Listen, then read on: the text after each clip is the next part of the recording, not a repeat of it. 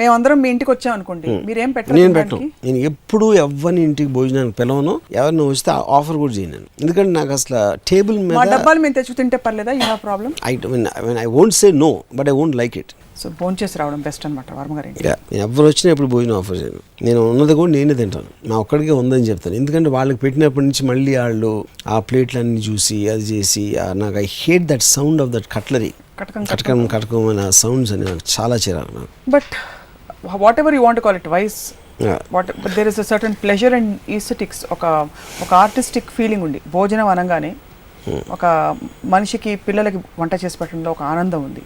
Society we are groomed like that. అదే అన్నప్పుడు ఆనందం ఉండటం అనేది ఇంకా వాళ్ళు వేరే పని. అందుకనే వాళ్ళని స్లేవరీ చేయడానికి హోమ్ ఫుడ్ లాంటి టర్మ్స్ కనిపెట్టారు.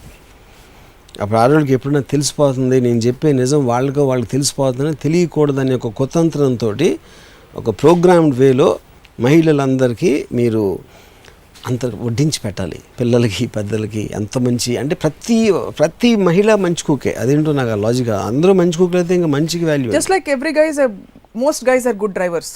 If everybody is a good driver, there can't be a meaning for good. Good is a relative word.